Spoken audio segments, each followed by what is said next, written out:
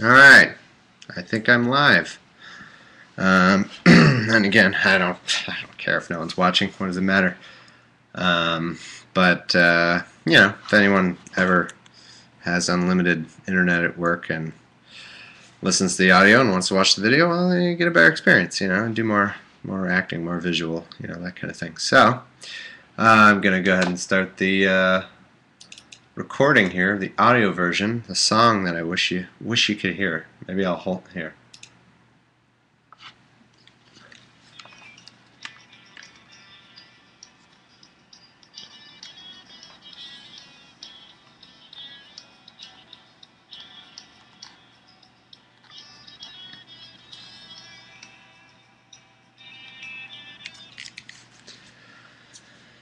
Hi, all you audio listeners. Meet all the video watchers. Introduce yourselves. I'm Ustreaming again. I'm gonna keep doing till Ustream goes out of business. I don't know. No, I figure I might as well. I mean, I'm doing the episode anyway, and it makes me. I think it probably makes the audio one better too. Just like I'm probably more animated and stuff. So. I'm trying, I was on the 16:9 resolution and I'm on 4:3, which I think is widescreen versus not widescreen. I don't know why that would matter, but I went to the 4:3 and it had less of my apartment in it, so I thought maybe that would be better. I don't know. I suppose I could have said all this before I started the audio recording, but, I'm not perfect. I'm only human. I'm as God made me. So we're on chapter 11. The last reading was a little longer. Again, I say this all the time, but it's just kind of how the chapters fall. Let the chapters fall as they may. So this one's actually a little shorter, but it's got some things. It's got some things going on. So 2 Samuel chapter 11. And it came to pass, after the year was expired, at the time when kings go forth to battle, that David sent Joab and his servants with him, and all Israel, and they destroyed the children of Ammon, and besieged Rabbah. But David tarried still at Jerusalem. I like that little quote, the time when kings go forth to battle. Or you could just not do that. I like it, it's like, so it came about the time of the year when all the kings go off and kill people. It's like, well, you don't have to. Also, I like how it said, it specifically said that, like, when kings go off to battle, and then it said, David sent Joab.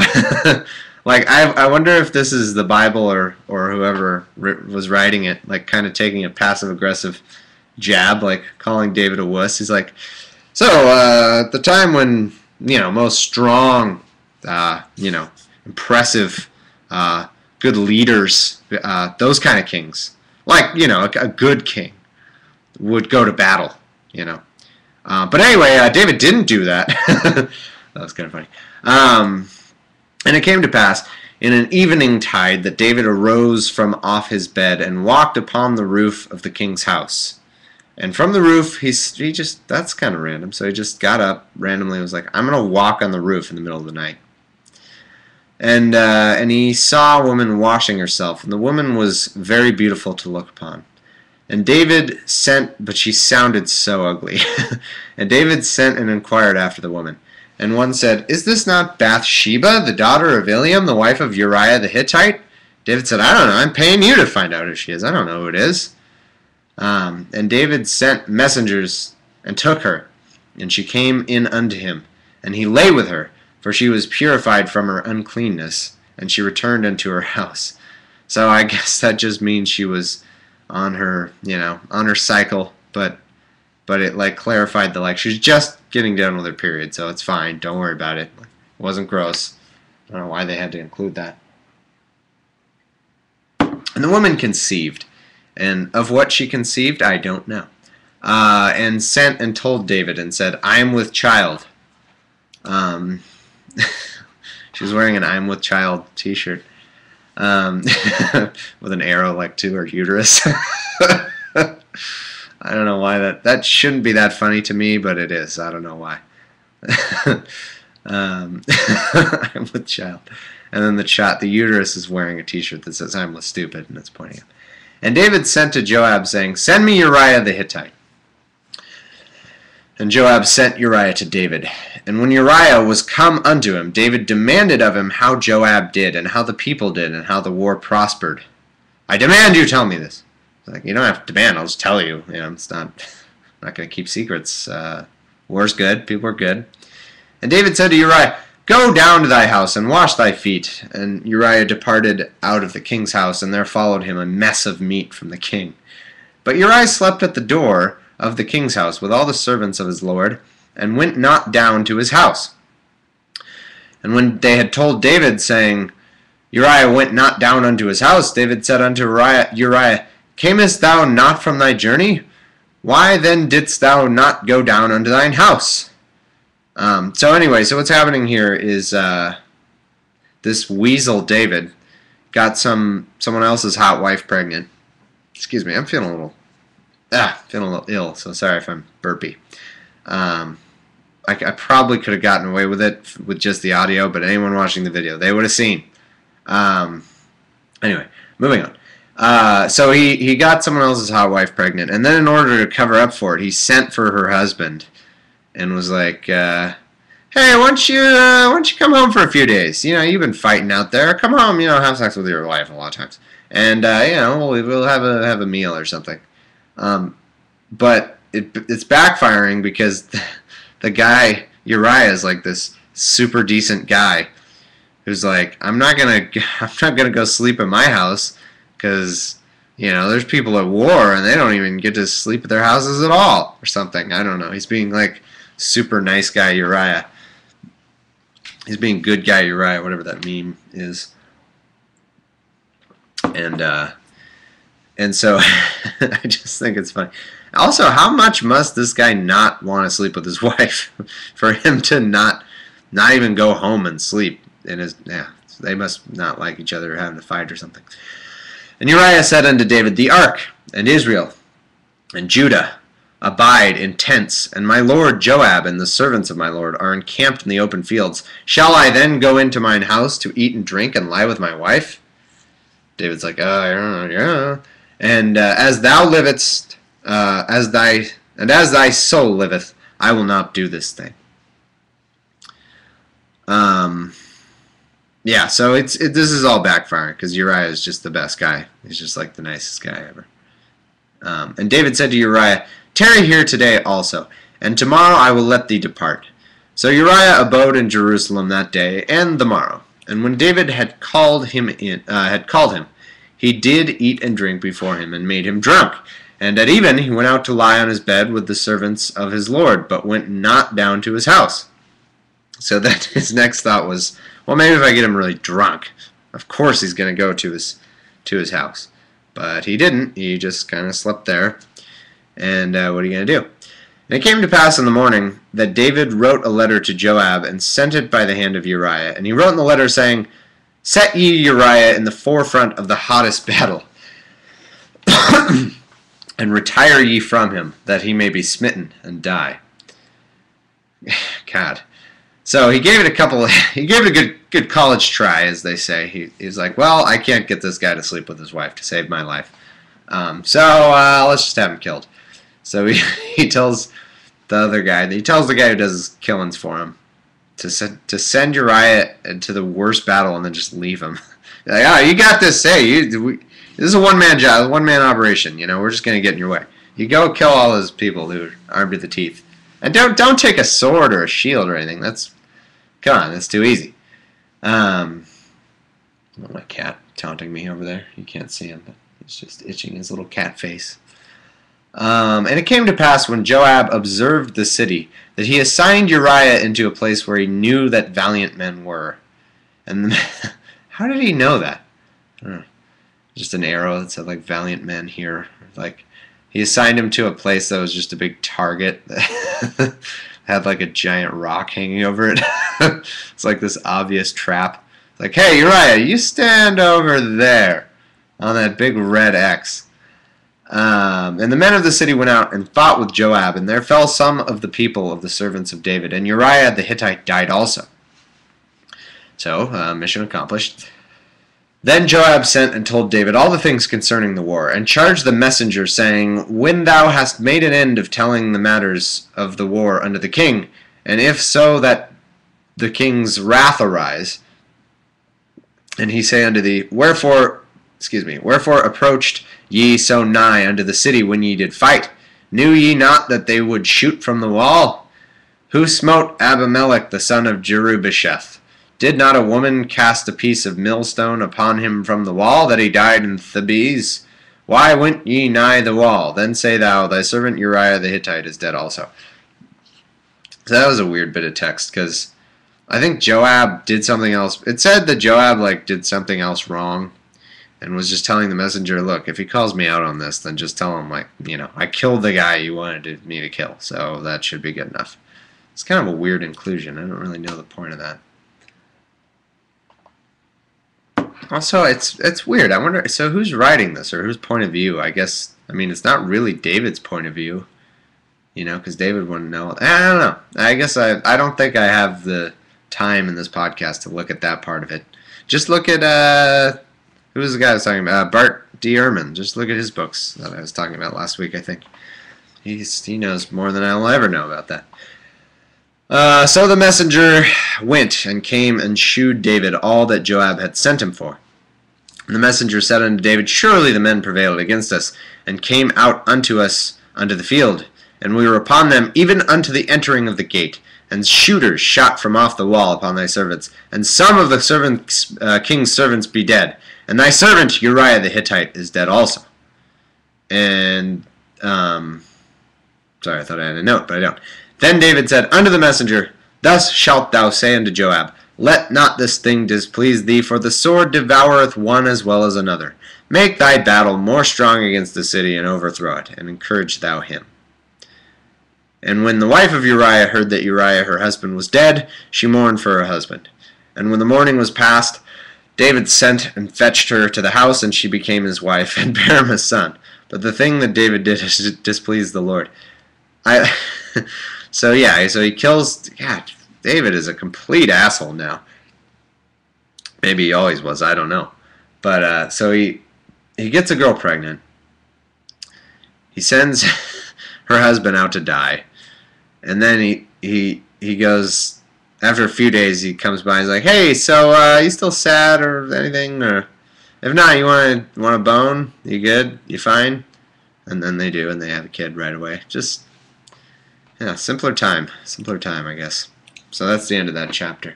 At least this displeased the Lord, I guess, but it's just kind of weird that someone who's talked to God, is God's chosen person, is really shitty, is just a terrible person. I don't get how that works. I guess one downside of video broadcasting is if you don't get here right in the beginning, you're not going to know what the hell's going on. And that's okay because no one's viewing anyway, so it's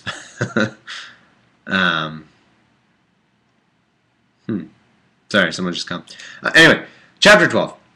And the Lord sent Nathan unto David, and he came unto him and said unto him, There were 2 men in one city, the one rich and the one poor. The rich man had exceeding many flocks and herds, but the poor man had nothing. Scroll down. Save one little ewe lamb, which he had bought and nourished up, and it grew together with him, and with his children. It did eat of his own meat, and drank of his own cup, and lay in his bosom, and was unto him as a daughter. And there came a traveler unto the rich man, and he spared to take of his own flock, and of his own herd to dress for the wayfaring man that was come up to him, but took the poor man's lamb, and dressed it for the man that was come to him. And David's anger was greatly kindled against the man, and he said to Nathan, As the Lord liveth, the man that hath done this thing shall surely die, and he shall restore the lamb fourfold, because he did this thing, and because he had no pity. And Nathan said to David, Thou art the man. Dun dun dun. Plot twist. Thus saith the Lord God of Israel, I anointed thee king over Israel, and I delivered thee out of the hand of Saul, and I gave thee thy master's house and thy master's wives unto thy bosom, and gave thee the house of Israel and Judah. And if that had been too little, I would moreover have given unto thee such and such things. Wherefore hast thou despised the commandment of the Lord to do evil in his sight. Thou hast killed Uriah the Hittite with the sword. Thou hast taken his wife to be thy wife. Thou hast slain him with the sword of the children of Ammon. Now therefore the sword shall never depart from thine house, because thou hast despised me. Thou hast taken, where am I? And hast taken the wife of Uriah the Hittite to be thy wife. Thus saith the Lord, Behold, I will raise up evil against thee out of thine own house, and I will take thy wives before thine eyes, and give them unto thy neighbor, and he shall lie with thy wives in the sight of the sun. For thou didst it secretly, but I will do this thing before all Israel, and before the sun. David said unto Nathan, I have sinned against the Lord. Nathan said unto David, The Lord also hath put away thy sin, and thou shalt not die. However, howbeit, actually, but that probably means the same thing. Howbeit, because by this deed thou hast given great occasion to the enemies of the Lord to blaspheme, the child also that is born unto thee shall surely die. It's fair.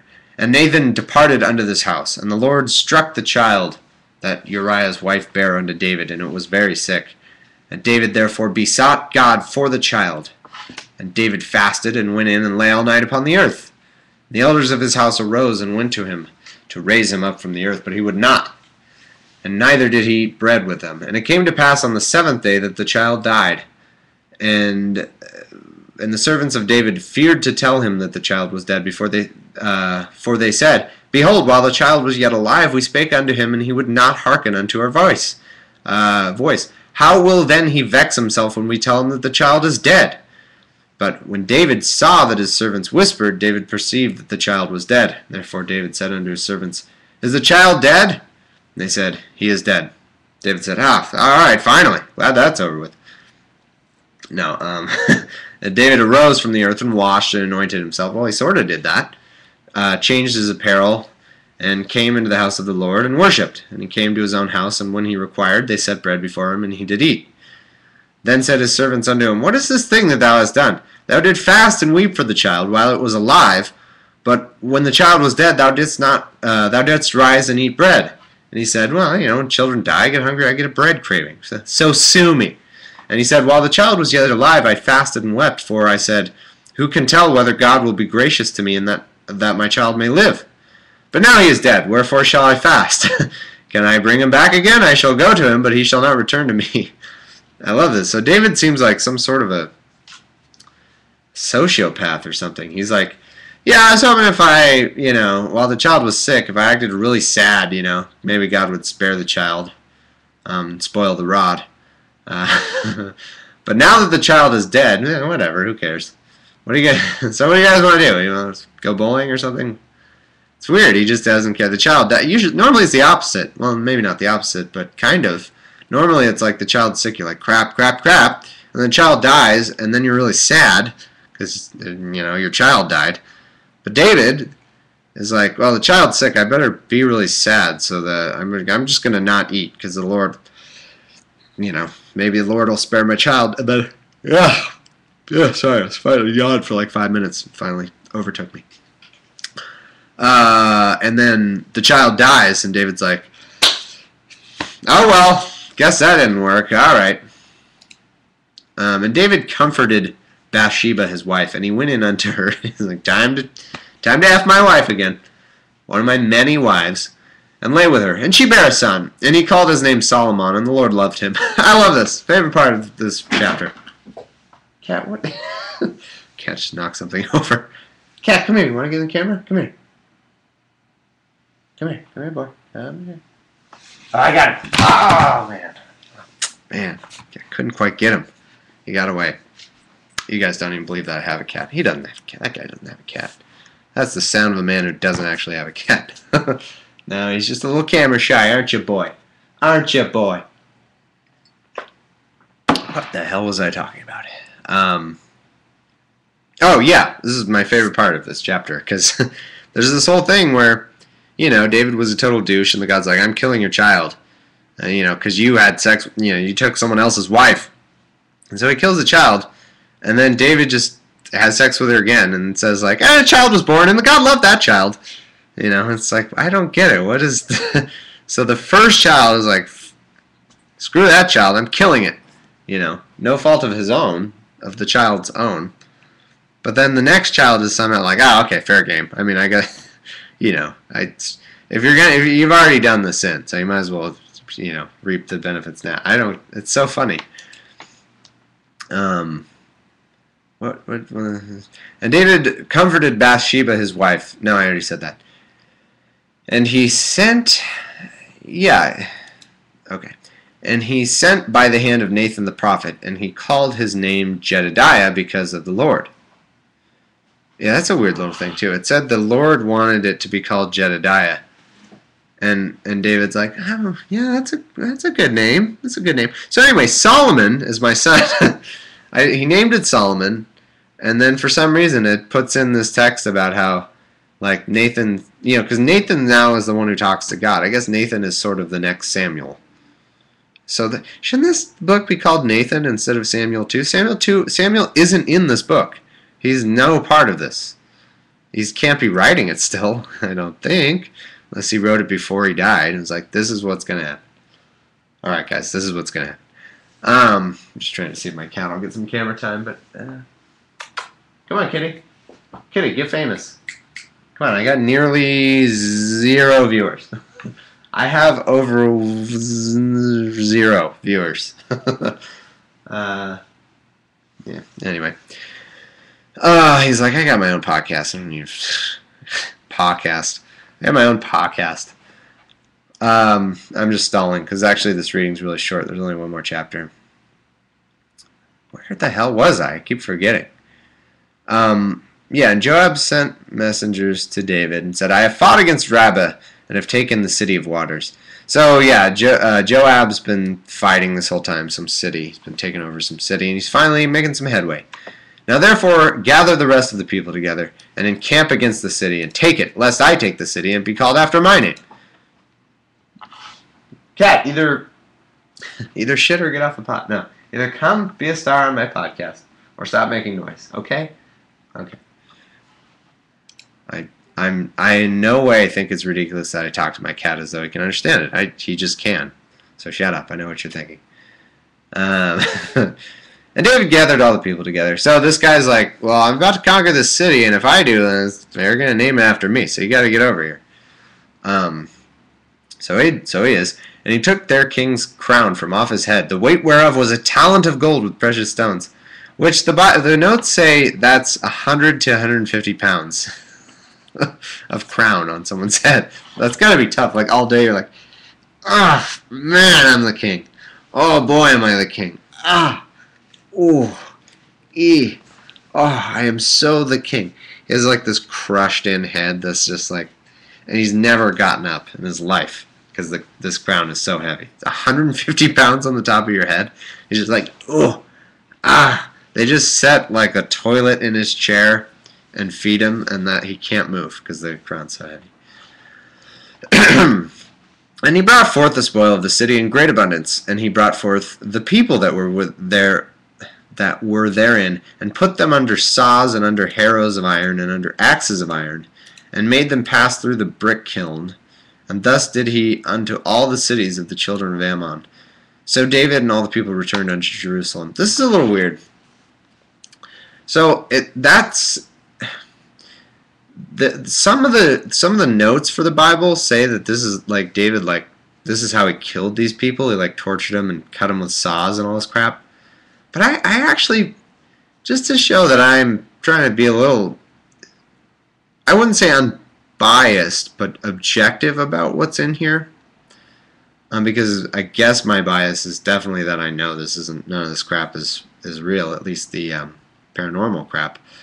But from an objective point of view, I don't think that that's what that means. Like, because there's one commenter who says, because he says, put them under saws, harrows of iron, axes of iron, and made them pass through the brick kiln. One guy points out the language is a little weird there, and I think it just means he employed them as slaves. Because, like, that sounds a little too stupid that you'd, like, what are the odds that all these ways that he's killing them would be ways that they could also do work, and it could be taken that way? Do you know what I mean? And he put them under saws, and under harrows of iron. That just kind of makes it sound like he had him do all these things with these tools to me. I'm actually going to go ahead and say, because actually more than one, several of the commenters, and these are super Christian commenters, by the way. These aren't, I don't read atheist commentary. Maybe I should, because they probably point out things I don't see, but whatever, who cares? I'm trying to be somewhat original. Even though, obviously, I'm sure everyone's already thought of almost everything that I think of with this. Anyway, because a lot of them are like, David is the cruelest person in the Bible for all this, but I don't know. I read it this way. I think he passed through the brick kiln, like he put him through a kiln. That doesn't. I don't think that's right. I think it does mean he just had him do all that work. Like he had him use axes and and thus he did with all the cities. Yeah, I'm gonna go ahead and say that's my judgment on that. Man, I'm not saying I'm infallible, but yeah, that's what I think.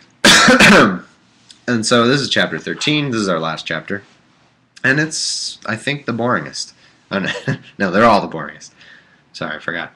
And it came to pass after this that Absalom, the son of David, had a fair sister, whose name was Tamar. That's a terrible name. And Amnon, the son of David, loved her. And Amnon was so vexed that he fell sick for his sister Tamar, for she was a virgin. I love how it says for she was a virgin. Like, if she wasn't, it'd be like, oh, Well, I guess people put a premium on that back then. And Amnon thought it hard for him to do anything to her. But Amnon had a friend whose name was Jonadab, the son of Shimeah, David's brother. And Jonadab, so I like how it says friend, but that's clearly some relation. That's like a cousin or something. He had a friend who happened to be his cousin, 2 or 4 times removed. I don't know, half cousin. I'm terrible at family crap, but I think it's some sort of half cousin. Is that a thing? If you're half brothers, what? No. If your dad's brother, I don't know. I'm terrible at this. I don't know. If anyone listens to this podcast, you've heard, me and my brother talk about our shitty family before. They're not that bad, but it's just, they have no sense. My dad has no sense of any family or anything. Like, I don't know anything about my stupid family. So I'm just absolutely, I'm like a kid who wasn't taught language in time. Like they say there's that threshold of early years when you can learn a language. I'm that way with family stuff. I don't get, like, I have my brother and sisters now have kids, and I don't know what they are. Someone will say my niece or my nephew. I'm like, niece or nephew? What is that? I don't understand. Anyway, I'm not trying to be funny. Like, it just takes me forever to figure out the meaning of these words. So Amnon had a friend whose name was Jonadab, the son of David's brother. Yeah, and David is Amnon's dad, so that's his cousin, right? If it's the son of his dad's brother. Yeah. I like how it says a friend. Why do they not? Maybe they don't have the word. Do they not have the word cousin back then? Did they not? Maybe that's what it is. Anyway, I just think it's funny. It's like, oh, I have this friend.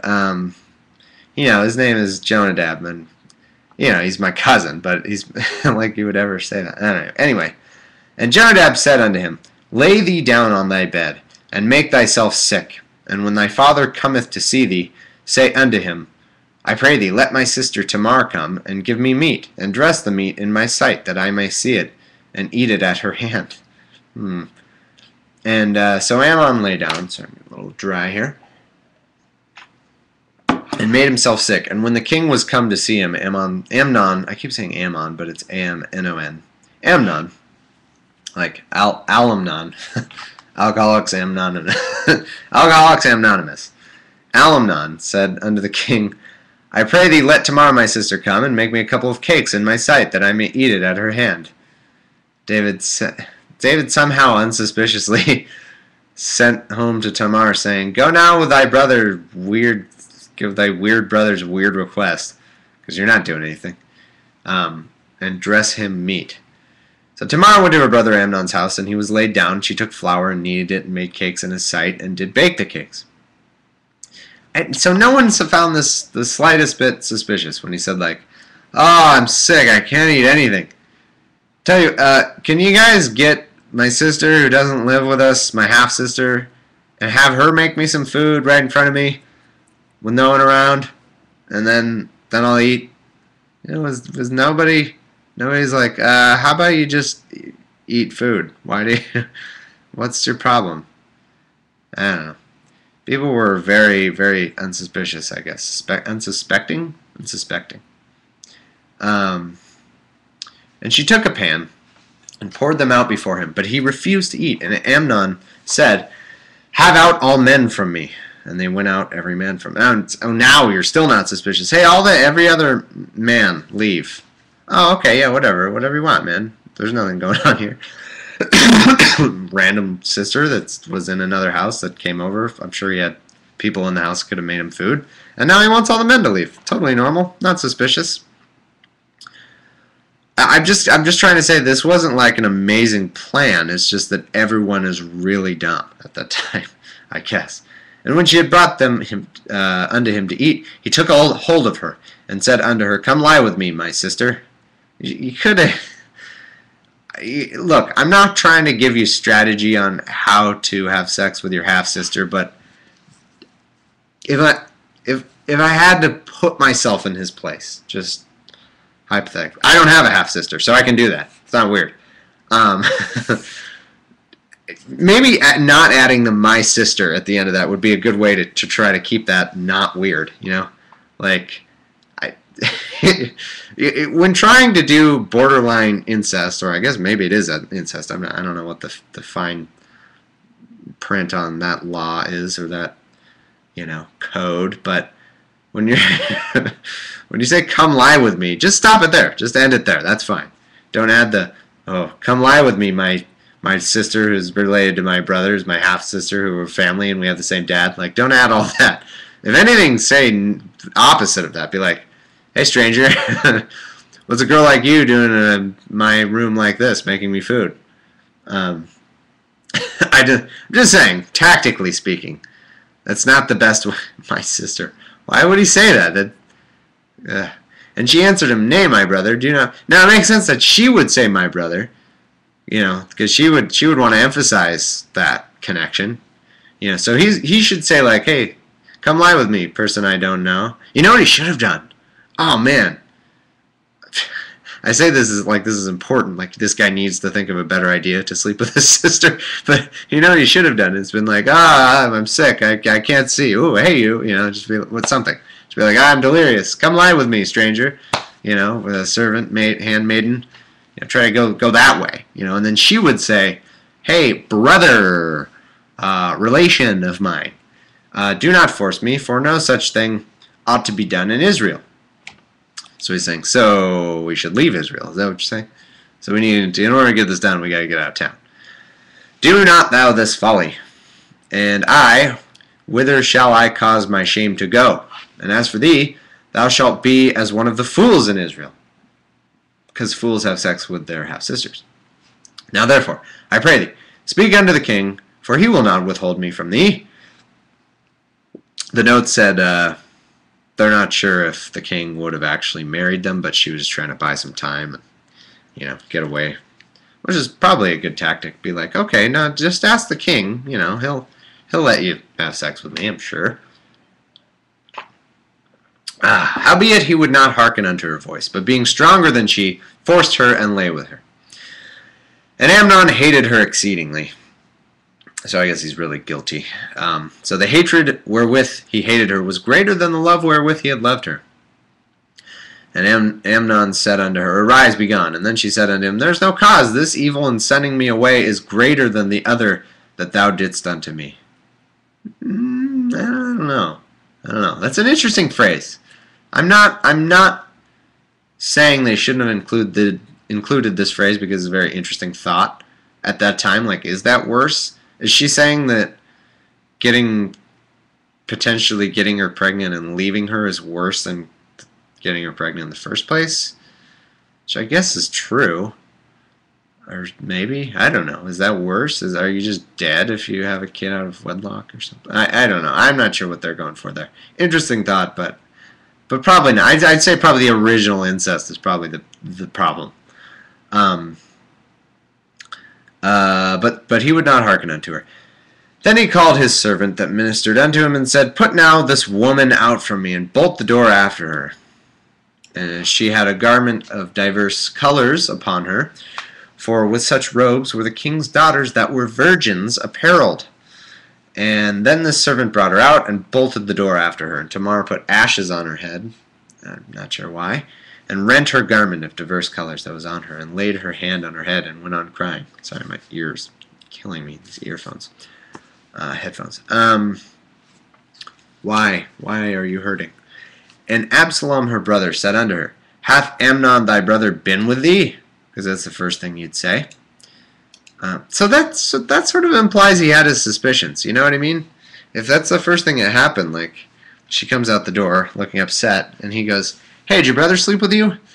It's like, if that's your first thought, then you knew a little more than you were letting on. Maybe you should have done something. I don't know. Because the only excuse for not doing something is that was the last thing from your mind, the furthest thing from your mind. Being like, hey, why are you upset? Did something happen? Not, hey, why are you upset? Did your brother have sex with you? That's a sign that you maybe knew more than you thought. Anyway, I'm having a terrible time figuring out where I am. I think it's because this time I didn't make notes, really. I didn't make a lot of notes. I'm kind of just pulling stuff out of my butt. So I keep stopping, and then I don't have it written down where I stopped. But that's not interesting. And Absalom... Okay. But hold now thy peace, my sister. He is thy brother. Regard not this thing. He doesn't even wait for her to answer. He just says, Did your brother have sex with you? Okay, I know what to do. Like, he doesn't even need an answer.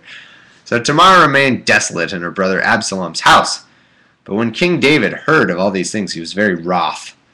Very Davidly wroth. And Absalom spake unto his brother Amnon, neither good nor bad. Absalom hated Amnon, because he forced his sister Tamar. And it came to pass after 2 full years they let this sit. 2 full years. That Absalom had sheep shearers in Baal-hazor, which is beside Ephraim. And Absalom invited all the king's sons, all the king's horses, and all the king's men. They could not put Humpty Dumpty back together again. And Absalom came to the king and said, Behold now, thy servant hath sheep shearers. Let the king, I beseech thee, and his servants go with thy servant. And the king said unto Absalom, Nay, my son, let us not all now go, lest we be chargeable unto thee. And he pressed him. Howbeit he would not go, but blessed him. Then said Absalom, If not, I pray thee, let my brother Amnon go with us. And the king said unto him, Why should he go with thee? But Absalom pressed him, that he let Amnon and all the king's sons go with him. Now Absalom had commanded his servants, saying, Mark ye now, when Amnon's heart is merry with wine, and when I say unto you, Smite Amnon, then kill him. Fear not, have I not commanded you? Be courageous and be valiant. So this is just a plot for Absalom to kill Amnon. 2 years later, I sort of think if it's been 2 years, you're over it, you know? I mean, not to say that it's okay after 2 years, but if you weren't mad right away, you know what I mean? Like, usually people get mad at stuff. They're the most mad, you know, starting off, and then it kind of, you know, not less mad, less mad, less mad. It's not usually 2 years later that you're like, oh shit, you know what I just remembered? My brother had sex with my sister. Ah, I should kill him. That's not usually how it works. Yeah, weird. I don't know why the 2 years. Did people just have so much of nothing to do back then that, I don't know, maybe they got bored and were like, man, yeah, I've been thinking, I forgot about this. Let's go kill this guy. Or maybe they had so much to do. Maybe they had more to do back then. I don't know. They didn't have computers, so what the hell did they do? There's nothing to do without computers. There's not, or like books. I know they probably had like 2 books, but that's it. So what did they do all? I don't get it. Now I'll find where I am for an hour.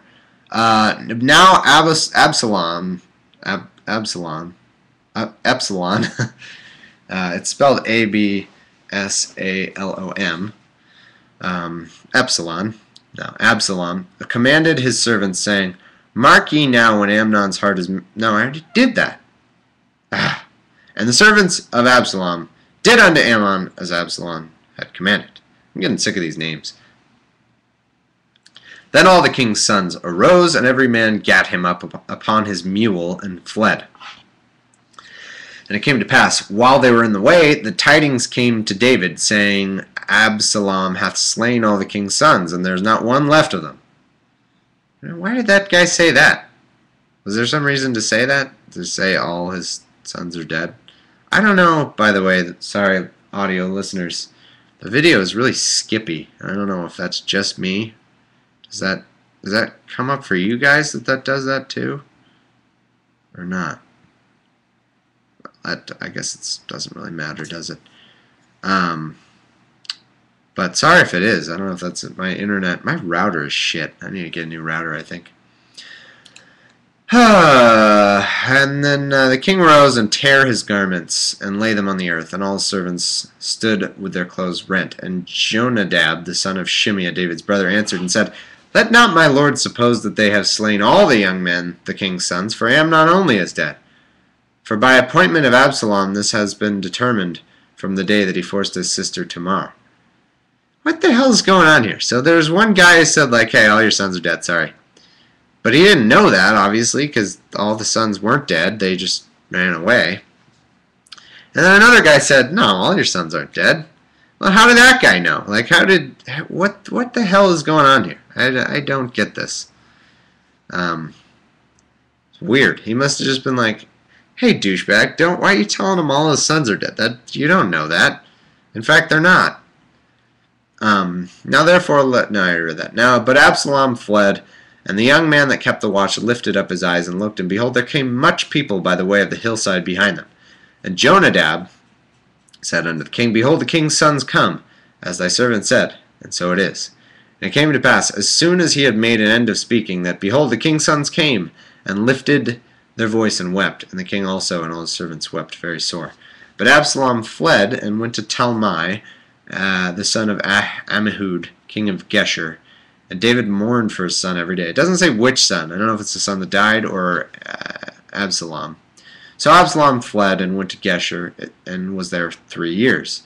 And the soul of David longed to go forth unto Absalom, for he comforted concerning Amnon, seeing he was dead. So it does look like David is longing for Absalom, the one who killed the other guy, because he's like, yeah, it's pretty messed up they had sex with your sister, so whatever. Alright, that's the end of the reading. Yeah, like I said, that reading was a little bit of a letdown, but hopefully it was still enjoyable. Yeah, there's incest. That's always a good topic. That's always a fun one. Is there anything else to say? Yeah, sorry if this video was laggy. It's looking laggy to me. I don't really know what's going on there. Here, I'll try to fix that. Maybe if I close something. Well, I don't know why I'm fixing it now. Oh, actually, that seems much better. Is that what it was? I had another window that... Shit, don't tell me it was like streaming or something. Anyway, sorry if that was skippy. But I don't think it matters. Yeah, the usual suspects. Check out F This Podcast. That thing's getting really funny and good. We're making it a more formatted show. It's got news. It's got current issues. It's got, good dose of humor. I think. I know I'm just doing an outstanding job making a plug for it. This is the only thing, I can't think of words. I'm this right now. Don't have that much energy. I'm a robot. So I'm not doing the greatest job plugging that. But it's good, it's funny. I got a hot news girl. Please go to the like the Facebook page as usual. Got a couple more likes this week, and that's always good. I have way more subscribers than I do likes. So I understand that not everybody wants to have me on their Facebook, but I'd appreciate it, and that's what I communicate when I'm recording these and when I'm live broadcasting on Facebook. So that would be a good way to find that out if you wanted to watch one of these live. And please write a review on iTunes. Thank you to the latest reviewer. I really should thank a reviewer every time. Cybertrucker, thank you for the very kind review the other day. That was nice. It made me feel good that that you're listening to me and that you're liking it. I'm really glad. And now I feel bad because I'm not going to go through all these reviews right now because the people who I'm not talking about will kill themselves. But I'll go the last few, and I'll try to do these. Farron and Pete, thanks to you as well. And I'm not trying to get people just to kiss up, but just positive reviews help on the iTunes charts and all that. And, I'm doing decently well in the iTunes charts, and that leads to more listeners and leads to more interest, and then I don't know what. I don't just get out to more people, I guess. That'd be cool. Someday I want to try harder to become a more bigger part of the atheist online community and stuff, but right now I have too many other hobbies, but at least I'm doing this now. I don't know why I'm rambling so much. I think because I felt guilty for only giving you a short, crappy selection of reading, but oh well. I guess that's all I have to say. I'll see you on Sunday when we do this podcast. I will not see you, but you'll hear me later, and that's it. See you guys later. Bye. Stop all that. This is extra bonus footage that the audio listeners didn't get. Okay, now it's over.